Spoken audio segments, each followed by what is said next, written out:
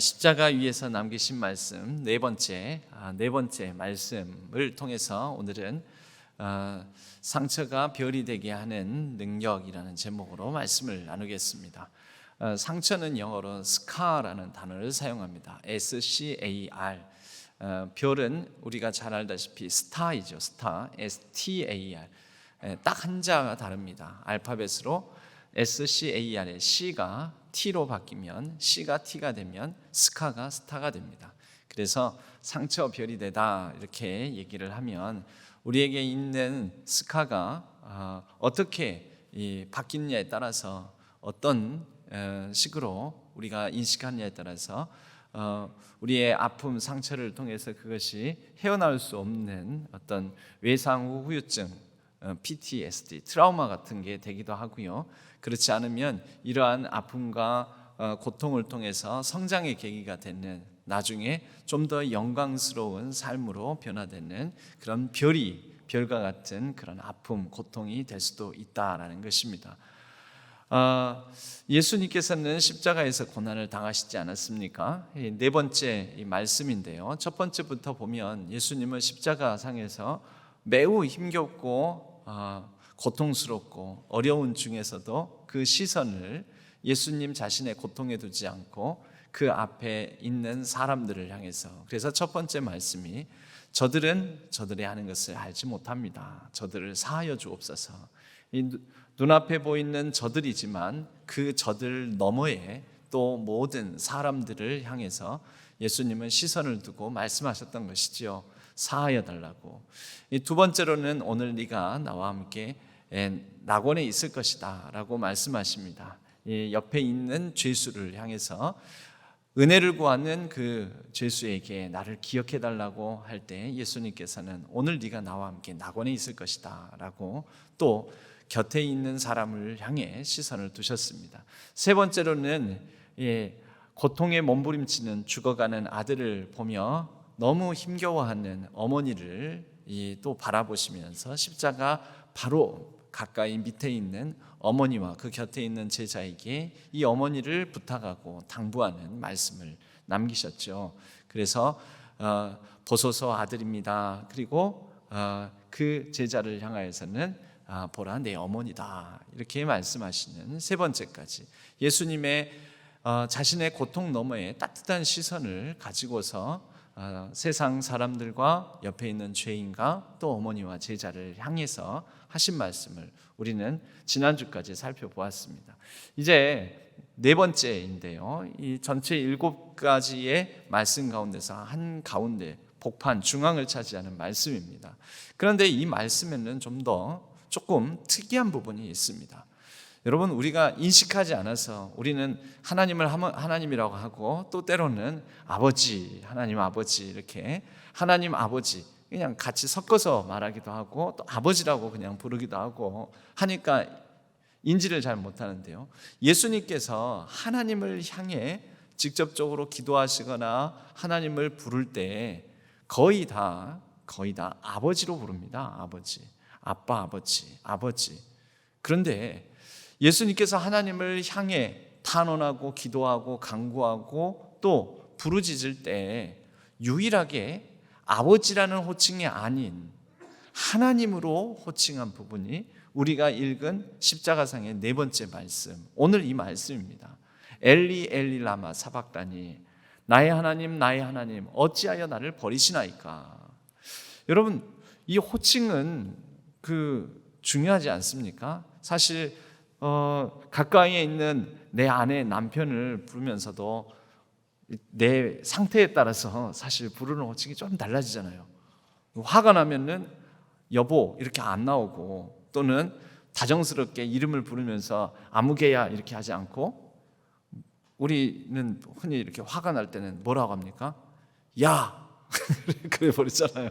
그러니까 호칭에는 그 사람의 마음 상태, 그 사람의 컨디션, 그 사람이 어떤 정서를 담아서 하는 그런 부분들이 다 들어있는 거죠.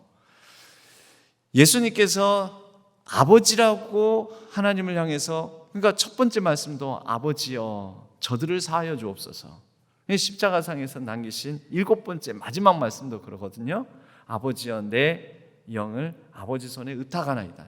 아버지라고 칭하셨는데 왜 이 네 번째 말씀은 아버지가 아닌 하나님이냐라는 거죠. 그럼 뭔가 좀 다른 의미가 있지 않겠습니까? 여러분, 이 네 번째에 이르게 되면 우리가 이 네 번째에 이르기까지 예수님께서 당하신 이 환난, 고초, 어려움, 고통, 이 아픔이 어떻게 반짝반짝하는 별이 되는가? 여러분, 모든 아픔이, 모든 상처가 반짝이지 않습니다. 그냥 상처는 상처로 머무는 경우도 많습니다.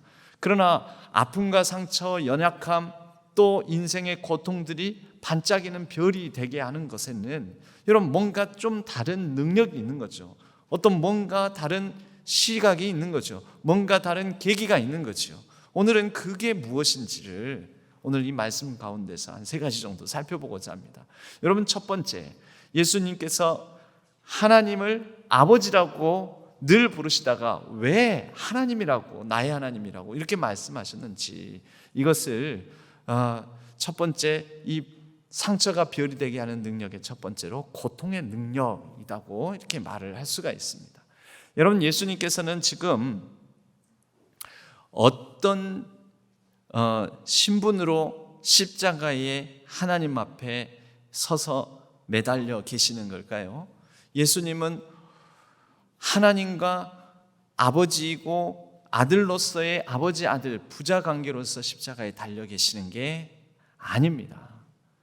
심판자 되시는 하나님과 그 심판자 되시는 하나님 앞에 선 죄인된 인간으로 십자가에 달려 계시는 겁니다. 아버지 아들 관계가 아니라 하나님과 인간. 그런데 인간은 죄. 모든 죄는 하나님께서 어떤 죄든 허용하시지 못하시고 그 죄에 대해서는 반드시 죄값을 치르게 하시는 엄정하시고 엄격하신 공의의 하나님 앞에 모든 인간들을 대표하셔서 모든 인간들의 죄를 대신하셔서 심판받는 자리에 지금 놓여 계시는 거죠.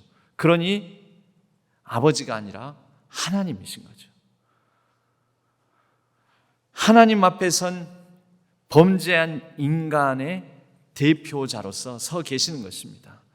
그럼에도 불구하고 힘들까요? 안 힘들까요? 힘들지요. 고통스럽죠. 특별히 이 고통이 어떤 고통입니까? 원래는 하나님의 아들이신 하나님이신데 버림받는 고통에 계시는 거죠. 이 아들에게 있어서는, 예수님에게 있어서는 인간으로서 모든 인간을 대신해서 버림받는 고통을 지금 당하고 계시고, 그렇기 때문에 왜 나를 버리시나이까 이렇게 탄식하시는 것이고, 그러나 이 고통이 예수님에게만 있는 것이 아니라 하나님께도 있지요. 하나님께서도 그 고통을 드러내 주십니다. 오늘 말씀에 보면 45절에 제6시로부터 온 땅에 어둠이 임하여 제9시까지 계속되더니, 여러분, 자신의 아들이지만 그 아들을 내어 버려야 되는, 아무것도 도와주지 않아야 되는, 그냥 이쯤 했으니까 우리 충분히 하지 않았냐, 이제 그만해도 되겠다, 나 이렇게 내버려 둘 수가 없다, 내가 눈 뜨고 볼 수가 없다, 하나님의 그 마음이 있는데 하나님이 이 마음 어떻게 하셔야 됩니까? 지금 참으셔야 돼요. 이 심판을 당하게 내버려 두셔야 됩니다. 버려두는 고통, 버림받은 고통, 예수님의 고통과 내버려두는, 버리는 고통, 하나님의 고통이 담겨 있습니다. 그 하나님의 고통은 어떻게 표현됩니까? 버림받는 고통 당하신 예수님은 십자가에서 이 육체로 몸부림치며 피 흘리고 괴로워하고 있는 것으로 표현되지만, 하나님의 고통은 모든 만물, 모든 일기, 날씨를 주관하시는 하나님께서 온 땅에 어둠이 임하는 것으로 하나님의 고통을 드러내고 있는 것입니다. 여러분, 지금 이 네 번째 십자가상의 말씀 속에는 이러한 예수님의 고통과 하나님의 고통이 만나는, 정말 고통에 고통이 더해지는 자리라고 볼 수가 있습니다. 그런데 여러분, 이 고통이 없으면, 우리 인간의 죄를 대신하는 하나님의 공의로운 심판이 없으면 우리의 죄가 사해지고 하나님 안에서 우리가 회복되고 하나님과 더불어서 살아가는 반짝이는 구원받은 자들의 영광은 없습니다. 버려지는 고통, 버려두는 고통. 여러분, 부모가 자녀들을 다 도와줄 수가 없습니다. 때로는 자란 과정의 아픈 고통들을 그냥 지켜봐야 되는, 일일이 다 못해주는, 그럴 때 안타깝고 참 마음 가슴앓이 되고 그런 고통들이 많이 있습니다. 내버려두는 고통인 거죠. 뭐 예를 들면 많은 것들이 있지만 자녀들이 자라면서 연애를 합니다. 여러분, 연애는 대신 해줍니까? 못 해줍니까? 뭐 다른 입을 거 먹을 거 이런 것들은 좀 부모가 그래도 정성을 다해서 입히고 먹이고 뭐 이런 것들은 많이 해주죠. 뒷바라지 해줄 수 있지만 연애는 직접 못합니다. 연애는 가슴 아픈 일입니까? 아니면 마냥 좋은 일입니까? 연애를 하면은요, 밤잠도 설치해야 되죠. 가슴앓이도 해야죠. 종종 돼야 되죠. 또 속상해야 되죠. 짜증도 나죠. 그 많은, 때로는 밥맛도 없어가지고 밥맛도 떨어져서 밥도 못 먹는 그런 여러 가지 애달픈 일들이 많이 있는데, 그게 힘겨운 과정이라고, 연애가 가슴 아리하는 일들이라고 부모가 어찌 대신 해줄 수 있겠습니까? 내버려 둬야죠. 아이고, 저렇게 하다가는 또 이번에도 차일 것 같다 하더라도 내버려 둬야죠. 대신 못 해주잖아요. 대신 데이트 못 해주고 대신 같이 먹어주지도 못하고, 그럼 본인이 계속 감당해야 되는 거죠. 연애, 사랑 본인이 해야 되는 거죠. 저러면 안 되는데 싶으면서도 좋은 정도나 하지, 대신 내가 대신 해줄게, 여기까지는, 요 단계까지는 해줄게, 이 정도 친해지기까지는 내가 대신 데이트 나가서 내가 그 역할을 해줄게, 이거 못하지 않습니까? 내버려둬야 됩니다. 그런데 내버려두면서도 막 마음이 편합니까? 아니죠. 때로는 근심도 되고 우려도 되고 같이 가슴앓이를 하고 내버려두는 것이 굉장히 고통스럽습니다. 그러나 내버려두는 이 과정을 통하여서만 자녀가 사람도 알고 사랑도 알고 그렇게 사람과 관계 맺는 법도 알고 성숙하고 자라가는 것이죠. 여러분, 어떤 일을 두고 어떤 큰 목적을 위해서 하나님도 아들을 내버려두는 고통을 하나님도 감당하셔야 되는 것입니다. 능력이 없어서입니까? 여러분, 부모가 연애를 해도 부모가 더 잘할 수도 있습니다, 어쩌면. 그런데 그것은 부모가 할 일이 아닌 거죠. 부모의 자기 비움이 필요합니다. 자녀를 향해서 다 간섭하고 못합니다. 그러다가는 사람이 되지 못합니다. 내버려둬야 됩니다. 하나님은 인류 구원, 온 모든 사람들의 죄를 대속하기 위하여 이때 이 순간만큼은 내버려두고 간섭하지 않으시고, 어쩌면 하나님도 전능하신 분이 무능하게 계셔야 된다라는 거죠. 이게 하나님께는 매우 고통스러운 일입니다. 당하시는 예수님도 매우 고통스러운 일입니다. 그러나 어린 양, 제물이 되어, 번제물이 되어, 화목제물이 되어 고통 당하셔야 되고, 이 고통이 바로 우리 모두에게는 하나님 나라의 구원을 얻는 능력이 된다라는 것입니다. 여러분, 예수님께서 이렇게 당하신 고통이어도 이미 하나님께서 예고하셨고 예정되어 있고, 그리고 이제 사흘 만에 다시 부활하실 것이기 때문에, 또 아무리 그래도 예수님은 인간의 몸을 입었다고는 하나 또 참 하나님이시기 때문에 이 고통이 예수님에게는 그냥 하나의 연출, 하나의 연극일 뿐 고통스럽지 않았을 것이다. 그렇지 않겠느냐? 하나님이신데, 그리고 금방 부활하실 거라는 걸 알고 있었기 때문에 그냥 쉽게 감당하고 지나갈 수 있었을 것이다 라고 그렇게 질문하는 분들이 있습니다. 실제로 그렇게 그런 의구심을 갖는 분들이 있습니다. 이것을 엄밀히 말하면 이름하여 영지주의라고 합니다. 기독교회사에서 이단으로, 영지주의는 이단으로 분류가 되는데, 그건 뭐냐? 예수님은 육을 가지고 있지만 육은 아무것도 아니다. 예수님은 영적인 분이시기 때문에 영적인 분으로서 그냥 십자가에 달려 죽으시는 역할을 감당하셨다 뿐이지 이게 그렇게 고통스럽지 않았을 것이다. 육은 중요하지 않고 영만 중요하다. 여러분, 우리가 우리의 일상 속에서도 사실은 이 영지주의적 사고를 조금 더 쉽게 말하자면 영지주의적 사고를 하는 경우가 있습니다. 뭐냐? 다른 사람의 고통에 대해서 쉽게 저 사람은 좀 잘 사니까 그냥 안 힘들 거야. 그냥 쉽게 넘어갈 거야. 저 사람 힘 있으니까, 저 사람 능력 있으니까, 저 사람은 배운 사람이니까, 저 사람은 잘났으니까, 저 사람은 가진 게 많으니까. 여러분, 가진 것이 있어도, 잘났어도, 많이 배웠어도 아픈 건 똑같이 아프고 괴로운 건 똑같이 괴로운 거죠. 이게 뭐냐? 남의 고통에 대해서 너무 쉽게 판단하고 생각하는 것, 사실은 그게 영지주의적 사고입니다. 영지주의적 사고. 그래서 그 사람은 괜찮아, 그 사람은 괜찮아, 이렇게 해도 괜찮아. 괜찮은 사람이 어디 있습니까? 아프고 고통스러운 거 다 아프고 고통을 느끼는 거는, 내가 아픔을 느낄 만한 말이나 내가 아픔을 느낄 만한 행동은 배웠든지 잘났든지 많이 가졌든지 그 사람도 아프고 고통스러운 거죠. 똑같이. 여러분, 철이 아직 덜 든 자녀들은 부모의 마음을 다 헤아리지 못합니다. 부모도 먹고 싶은 거 똑같이 먹고 싶고, 못 먹으면은 아이고 나도 저거 먹고 싶은데, 여러분 이런 거 다 가지고 있지요. 근데 꼭 철이 안 들었을 때는 우리 엄마는 짜장면이 싫다고 했어. 우리 엄마는 원래 생선 대가리를 좋아하셔. 아니에요. 부모님들도 짜장면 좋아하죠. 그리고 생선머리 아니라 몸통, 살 많은데 배 부위, 기름진 배 부위 좋아하죠. 그런데 그것을 헤아리지 못하면 자녀는 그게 영지주의적 사고예요. 영지주의. 우리 부모님은 부모님이니까 괜찮아. 부모님은 내비둬. 아니죠. 그런데 그것을 헤아리기 시작하면 영지주의에서 벗어나게 되게 되는 그 시점부터를 뭐라고 합니까? 철이 든다. 부모님도 똑같이 아파도 참으시는구나. 먹고 싶어도 참으시는구나. 우리를 위해서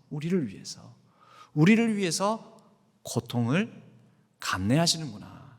여러분, 이것을 깨닫게 되었을 때, 이것을 공감하게 되었을 때, 이것을 마음에 품게 되었을 때, 그때 나를 향한 부모의 모든 가슴앓이, 나를 향한 부모의 모든 아픔이 내가 그것을 깨닫게 되었을 때 능력이 되고, 그렇구나 하면서 그 나를 위해서 흘렸던 부모의 눈물, 그것이 나를 회복하고 붙잡고 살게 만드는 그런 힘과 능력이 되지 않습니까? 그때로부터 부모의 아픔, 부모의 가슴앓이가 나의 반짝이는 삶의 영광이 되는 것이죠. 여러분, 버림받고 버려지는 고통 가운데 있는 예수님의 고통, 버려둬야 되는 하나님의 고통이 신자가, 그리스도인이 철이 들면서 품어지게 됩니다. 공감하게 됩니다. 이해하게 됩니다. 그러면서 우리는 이것이 다 우리를 위해서, 우리를 향한 사랑 때문에 하신 일이구나라는 것을 깨닫고 알게 되면서부터 예수님의 고통이 그냥 하나님이니까 괜찮지가 아니라 우리를 위해서 하나님과 아들 예수 그리스도가 이 고통에 몸부림치셨구나, 이것을 이해하면서 우리는 우리에게 있는 여러 아픔과 고통을 이겨낼 수 있는 반짝이는 영광으로 삼아서 살아갈 수 있는 능력이 된다라는 것이지요. 우리 성도님들, 우리 서로 상호 가운데 성도님끼리도 저 사람은 괜찮아, 저 사람은 가진 건 많으니까, 여러분 그러시지 마십시오. 그 사람도 아픕니다. 저 사람도 나랑 똑같이 아픔을 느끼겠구나, 속상하겠구나. 이런 조금 확장했어요. 그럼 목사님이니까 괜찮을 거야. 안 그래요, 여러분. 목사도 사람이에요. 우리가 사람을 사람으로 서로 보는 것, 그 사람처럼 나도 사람이라는 것, 나처럼 저 사람도 사람이라는 것, 그 사람 괜찮은 게 아니고요, 그 사람도 아파요. 장로님이니까 권사님이니까 저 사람은 나보다 일찍 권사 됐으니까, 그렇지 않아요. 아파요. 여러분, 그렇게 서로의 아픔을 느낄 수 있을 때, 자식이 부모의 아픔을 느낄 수 있을 때 사람 되었다 그러잖아요. 우리가 서로의 아픔을 느낄 수 있을 때 사람 되었다 그러는 것이죠. 우리가 하나님의 고통, 예수님의 고통을 느낄 수 있을 때, 그때 우리는 하나님의 형상, 사람이 되었다, 하나님의 형상으로서의 인간다움을 회복하게 되었다라고 말하는 거지요. 여러분, 사람다울 때 그 사람에게 사람다움의 능력이 있는 것 아니겠습니까? 우리에게 있는 모든 고통이 바로 이런 식으로 작동되게 될 때 우리가 서로가 서로를 위로하는 능력이 되고 서로가 서로를 더욱더 품어내는 능력이 되고 내 아픔과 상대방의 아픔이 공명하여 만나 그 가운데서 서로를 함께 더불어서 보듬어 안을 수 있는 사랑의 능력이 될 수 있다라는 것이지요. 여러분, 이것이 바로 상처가 별이 되게 만드는, 모든 상처가 반짝이는 것은 아니지만 모든 여러 상처와 아픔들이 반짝일 수 있게 만드는 그러한 첫 번째 능력이 된다라는 것입니다. 여러분, 두 번째로는 예수님께서 하신 이 말씀이 사실은 성경에 나온 말씀입니다. 시편 22편에 나옵니다. 시편 22편의 첫 구절에 내 하나님 어찌하여 나를 버리시나이까, 이 똑같은 구절이 있습니다. 엘리 엘리 라마 사박다니, 한 글자도 안 다르고요. 그리고 시편 22편은 이어서 계속 이렇게 계속 말씀하고 있습니다. 어찌 나를 멀리하여 돕지 아니하시며 내 신음소리를 듣지 아니하시나이까. 예, 탄식이죠. 다윗이, 시편 22편은 다윗의 시편입니다.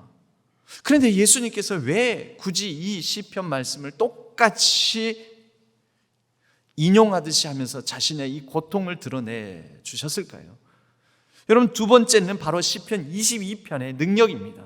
시편 22편은 이러한 정말 몸부림치는 고통에 몸부림치는 탄식으로 시작을 하지만 시편 22편은 당시 유대인들이 다 알고 있고 외우고 있는, 유대인들은 시편 정도는 어렸을 때부터 반복해서 듣고 반복해서 외우고 아침마다 묵상하고, 묵상이라는 게 아침마다 계속 마치 옛날에 사서삼경 서당에서 읽듯이 읊조리면서 읽었습니다. 그들에게는 이 시편 22편의 첫 구절만 들어도 시편 22편 전체의 정서와 전체 말씀의 맥락과 이 말씀의 결론까지도 연상이 되었을 것입니다. 근데 시편 22편이 어떻습니까? 시작은 탄식으로 시작하는데요, 시선이 이런 자신의 아픔, 자신의 고통에 몸부림치는 탄식으로 시작하는데 그 다음에는 나를 조롱하는 사람들을 향한 시선으로, 그리하여 나를 보는 자는 7절 8절에 나를 보는 자는 다 나를 비웃으며 입술을 삐죽거리고 머리를 흔들며 말하되 그가 여호와께 의탁하니 구원하실 걸, 그를 기뻐하시니 건지실 걸 하나이다. 뭡니까? 사람들이 조롱한다는 겁니다. 야, 너 하나님 믿으니까 하나님 너 구원하실 텐데, 하나님 믿으니까 더 잘 돼야 될 텐데 너 왜 그것밖에 안 되니? 오늘날 그리스도인들을 향하여서도, 한국교회를 향해서도 세상이 그러지 않습니까? 어이구, 그렇게 잘 믿더니 너희들 하는 것을 봐라. 막 이상한 이단 교회들도 있고 이상한 사이비들도 있고, 니들도 너희 당신들도 믿는 게 비슷하지 않냐 하면서, 그래 하나님 그렇게 잘 믿더니 그래 너 그렇게 얼마나 잘 되는가 보자 막 이러고. 여러분, 그런데 시편은 이렇게 자신의 아픈 고통으로 내 하나님 부르짖다가 사람들이 조롱한다고 했다가 사람들을 향하여서 시선을 듣다가, 그러나 이 시편은 계속 이어지면서 이 30절 부분까지 이어지는데요, 31절까지 이어지는데 마지막쯤에는 뭘로 끝나냐면은 결국은 이 모든 내가 어려움, 믿음을 붙들고 살아가는 아픔, 내 시련, 고통, 상처, 하나님의 침묵 경험하지만 하나님을 향한 신뢰와 함께 하나님의 은혜에 대한 감사와 함께 하나님을 향한 찬양으로 끝난다라는 것이지요. 이게 무슨 능력일까요? 예, 우리도 다 마찬가지 처음에는 내 아픔으로 시작합니다. 그리고 세상 사람들의 목소리, 세상 사람들의 조롱이 크게 들립니다. 그러나 이것은 시선의 이동이 일어나는 것이죠. 시편 22편 22절에 보면 내가 주의 이름을 형제에게 선포하고 회중 가운데에서 주를 찬송하리이다. 선포하고 찬송한다. 그리고 27절 28절에 이르게 되면 땅의 모든 끝이 여호와를 기억하고 돌아오며 모든 나라의 모든 족속이 주의 앞에 예배하리니 나라는 여호와의 것이요 여호와는 모든 나라의 주제심이로다. 여러분, 뭡니까? 내 아픔 너머에, 세상의 조롱 너머에, 사람들의 모욕 너머에 모든 나라가 하나님의 것이요 내게 일어나는 모든 이 일들의 주관자는 하나님이시오니 이 모든 일들을 통하여서 하나님은 하나님의 일을 이루실 것을 믿고 찬양하고 감사하나이다. 여러분, 시선의 이동이 있는 거죠. 우리에게 있는 영광이 무엇이겠습니까? 지금 당장 내게 좋은 일이, 형통한 일이, 잘 되는 일이, 성공하는 일이 일어나는 것이 우리의 영광이 아닙니다. 우리의 모든 연약함, 아픔, 그 가운데서도 하나님이 다스리시지, 주관하시지, 주의 나라, 모든 것이 주님의 것이요 주님의 나라지 하면서 하나님께 이 모든 연약함까지도 내어드리는 가운데, 어려움과 고통 속에서도 드리는 가운데 그 시선의 이동 속에 영광이 있다라는 것입니다. 여러분, 드라마 지금 이 넷플릭스에서 인기리에 아주 전 세계적으로도 아주 인기 있는 넷플릭스 드라마 중에 더 글로리라는 그런 넷플릭스 드라마가 있습니다. 보신 적 있으십니까? 넷플릭스가 뭔지도 모르시는 분도 있으시죠? TV에서 그렇게 매주마다 한 편씩 이렇게 하는 토, 일, 수, 목 이런 드라마가 아니고요. 드라마가 아니고 넷플릭스라는 돈 내고 봐야 되는 게 있어요. 돈 내고 봐야 되니까. 스마트 TV 이런데, 인터넷과 연결된 이런 데서. 그런데 그곳에 이렇게 드라마가 다 올려져 있어요. 16편이 다 한꺼번에 볼 수 있습니다. 처음부터 끝까지, 시간만 있으면. 그런데 이 더 글로리는 간단하게 말하자면 줄거리가 이렇습니다. 고등학교 시절에 이 잘나고 똑똑하고 집에 돈 있고 힘 있는 그런 친구들로부터 학교 폭력을 당한 피해자가 있습니다. 근데 이 피해자가 어느 정도로 피해를 당하냐면, 집에 못 살고 또 볼품 없다고 해서 이 친구들이 정말 가해를 많이 했는데요. 다리미로 막 온몸을 지져놓고, 아주 그 흉터가 없어지지 않아가지고 이 장성에서도 그 흉터를 안고 살아가는 거죠. 그래서 결국은 자퇴를 하고, 자퇴를 해서 이 마음속에 내가 너희들 가만히 두지 않을 거야, 이런 마음을 가지고 이제 어른이 되었습니다. 그래서 어른이 되어가지고 그 잔인하고 정말 비참하게 가해를 가했던, 무참히 가해를 가했던 이 친구들을 하나하나 복수를 해나가는 과정입니다. 이제 어른이 되어가지고. 그런데 왜 이 드라마의 제목이 더 글로리냐? 이 작가가 제목을 더 글로리, 영광으로 이 제목을 지은 이유가 있습니다. 작가가 밝혔는데요, 이 학교 폭력을 당한 피해자가 가해자에게 복수를 할 때 사실 이 피해자가 제일 원하는 것은 가해자들의 진정성 어린 사과라는 거죠. 그 사과를 받을 때에야 그때 당시 피해를 당했을 당시에 성장이 멈춰버린 그 사람이 회복되어서 다시 이제 그 피해에 눌려서 상처에 갇혀서 살아가는 것이 아니라 그의 시선이 상처와 피해로부터 벗어나서 그 이후부터는 영광스러운 삶을 살 수 있다는 거죠. 그런데 이 드라마는 끝까지 사과하지 않습니다. 끝까지 사과하지 않습니다. 그런데도 왜 더 글로리냐? 우리의 삶이 다시 시작할 수 있는 자리, 다시 시작할 수 있는 계기, 다시 시작할 수 있게 만드는 사람들이 있다면, 그 지워지지 않는 상처, 다림질로 지져진 그 흉터를 안고 살아감에도 불구하고 영광이 우리에게는 다시 시작할 수 있는 삶의 시작이 있을 수 있다는 것을 드러내고 싶었다라는 것입니다. 여러분, 우리의 삶에 다시 시작하는 그 영광이 언제 있습니까? 나에게 가해하는, 나를 힘들게 하는, 나를 아프게 만드는, 나를 괴롭게 만드는, 나를 고통스럽게 하는 사람, 상황에서 그러한 내 인생에는 그런 고통스러운 것밖에 없다라는 그런 좁은 시야에서 눈을 들어, 이 가운데에도 나와 함께하고 나를 사랑하고 나라는 사람의 가치를 인정해주고 나를 도와주는 그런 사람들을 발견하면서, 여러분, 이 드라마의 마지막도 해피엔딩으로 끝납니다. 사랑하는 사람, 내게 인생에 그늘과 어둠만 있는 줄 알았는데, 상처와 아픔만 있는 줄 알았는데, 가해와 고통만 있는 줄 알았는데, 그러고 보면 나를 말없이 도와줬던, 나의 아픔에 공감해줬던, 나와 더불어 함께해줬던, 나를 도와줬던 사람들이 많이 있었구나. 더 이야기하면 이 드라마의 이 줄거리를 다 결론을 알려지게 되니까 이 정도까지만 하겠습니다. 여러분, 뭐가 글로리입니까? 뭐가 영광입니까? 아픔 있는 사람들끼리 같이 하는 가운데 내게는 고통과 어려움, 나를 힘들게 만드는 사람만 있는 것이 아니라 나를 돕고 위로하고 격려하고 도와주고 함께하는 존재, 그러한 같은 아픔을 가진 사람들이 있구나. 이것의 발견이 시선을 확장케 만들고 그 시선의 확장이 결국 다시 영광스러운 삶을 시작할 수 있게 만드는 더 글로리라는 것이죠. 여러분, 시편 22편의 능력은 결과적으로는 그런 시선의 이동, 내 눈물, 내 아픔, 내 고통에서, 내 탄식에서 몸부림치다가 그 시선의 확장과 하나님을 향한 시선의 변화를 통하여서 영광으로 끝납니다. 찬송의 영광으로, 감사의 영광으로, 신뢰의 영광으로. 그래서 결론적으로는 시편 22편을 쫙 읽고 난 다음에 마지막에는 뭘 가지고 살까요?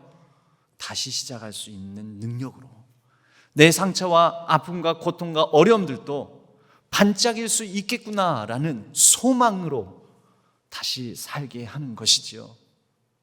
여러분, 마지막으로 우리에게 반드시 묵상하고 우리가 기억해야 될 성도의 능력이 있습니다. 여러분, 성도는 전혀 고통 없는, 전혀 어려움이 없는, 실패가 없는 삶이 우리에게 주어집니까? 그렇지 않습니다. 되게 찌질하고, 되게 자존심 상하고, 되게 구차하고, 되게 비루하고, 그런 삶이 성도들에게도 그리스도인들에게도 펼쳐집니다. 여러분, 바울은 그가 복음을 전하는 가운데 되게 비루하게 자신의 목숨을 연명해 나가는 모습도 보여줍니다.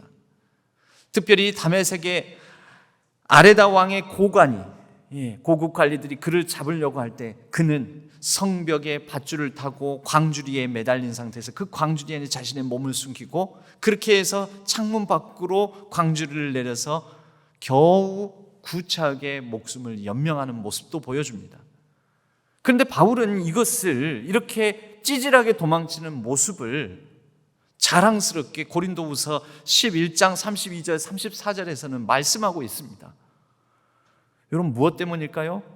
자신이 비루해 보이고 자신이 이렇게 폼 안 나 보이고 그런 거 괜찮다라는 거죠. 뭘 위해서? 하나님의 복음을 위해서. 여러분, 능력을 우리가 이렇게 정의할 수가 있습니다. 어떤 목적을 이루어갈 수 있는 힘, 뭔가를 이루어내는 힘. 대개의 경우에는 내가 좋은 차를 사고 싶다. 근데 그 좋은 차를 살 수 있는 힘이 있으면, 재력이 있으면 능력 있는 사람이네. 좋은 집에 살고 싶다. 좋은 집을 살 수 있고 살 수 있는 사람은 재력 있는 사람, 능력 있는 사람이네. 여러분, 그 능력을 뭐라고 할까요? 세상적인 능력이죠. 세상에서 말하는 능력입니다. 그런데 하나님의 능력도 있습니다. 하나님의 능력은 뭘까요? 하나님의 목적을 이루어갈 수 있는 힘, 하나님의 뜻을 이루어갈 수 있는 힘. 세상적 능력과 동일할까요? 다릅니다. 세상에서는 우리의 상처와 아픔은 능력이 되지 못합니다. 그러나 하나님의 능력 관점에서는 우리의 상처와 아픔은 하나님의 목적, 하나님의 뜻을 이루어가는 도구요, 수단이 될 수 있습니다. 능력입니다. 바울은 고린도전서 1장 18절에서 십자가에 대해서 이렇게 말씀합니다. 십자가의 도가 멸망하는 자들에게는 미련한 것이요, 그러나 구원받는 우리에게는 하나님의 능력이라. 여러분, 하나님의 능력, 하나님의 뜻을 이루어가는 도구, 뭐가요? 우리의 연약함, 자존심 상함, 때로는 찌질함, 짓밟힘, 폼 안 남, 멋지지 않음. 그러나 그것이 하나님께는 능력이 된다라는 것입니다. 여러분, 예수님 지금 십자가 달려있는 이 모습이 폼납니까? 멋집니까? 있어 보입니까? 세상적으로는 미련한 것이요, 무능력한 것이죠. 예수님의 이 고통이 뭐 폼이 나는 게 아니죠. 얼마나 자존심 상하는 일입니까? 모욕당하고 조롱당하고 뺨 맞고 침뱉음 당하고. 그런데 여러분, 우리는 압니다. 하나님의 목적을 이루어가는 능력이라는 것을. 여러분, 가끔 하나님의 하나님의 뜻에 합당하게 살아가다가 자존심 상하고 짓밟히고 아픔 당하고 찌질하고 포만 나고 그럴 때 있지 않습니까? 여러분, 그럴 때 하나님의 능력이 드러나는 것으로 믿으시기 바랍니다. 한신이라는 사람은 한나라의 개국공신입니다. 이 한신이라는 사람이 어느 날 길거리에 불량배하고 시비가 붙었는데, 불량배가 그래 죽여봐라 죽여봐라, 나를 죽이지 못하거든 나를 죽이지 못하면 내가 너를 죽일 터인데 그래도 살고 싶다면은 내 가랭이 사이로 기어가 봐라 그럽니다. 한신의 마음에는 부글부글 끓어오르는 분노, 자존심 상하는 마음에서 있는 힘껏 다하여 그를 베버릴 수도 있는데, 한신이 어떻게 했냐면요, 그 가랭이 사이로 그냥 기어갑니다. 그리고 한신은 얘기합니다. 내가 가진 힘과 능력은 이런 시비 붙은 불량배 하나를 없애는데, 그래서 내 체면 살리는 내 힘을 사용할 것이 아니라 내 힘은 나라를 위해서 사용할 것이다. 나는 이런데 내 힘을 낭비하고 싶지가 않다. 그러면서 그냥 찌질함을 감당합니다. 여러분, 나라를 위해서, 하나님 나라를 위해서, 내가 누구인지 알아, 내가 어떤 사람인지 알아, 나를 증명하기 위해서 내가 가진 힘과 능력을 허비하는 삶이 아니라 하나님을 증명하기 위해서, 하나님을 드러내기 위해서, 하나님의 목적을 이루기 위하여 내가 가진 것을, 또 내가 당한 아픔과 어려움을, 자존심 상함을 넉넉히 감당해낼 수 있는, 그리하여 하나님의 의를 이루는, 하나님의 뜻을 이루어가는 하나님의 능력자들이 다 되시기를 주님의 이름으로 간절히 축복합니다. 우리가 욕을 당하고, 우리가 어려움을 당하고, 우리가 자존심 상하고, 우리가 고통스럽고, 우리가 상처가 되고 그럴지라도 이 모든 것들이 많은 사람을 옳은 대로 돌아오게 하는 자는 하늘의 별과 같이 빛나리라, 영원히 빛나리라라는 다니엘서의 12장 3절 말씀처럼 우리의 상처와 아픔도 하나님의 능력이 되어 반짝반짝 빛나게 되는 영광을 우리 모두가 누리게 될 줄로 믿습니다.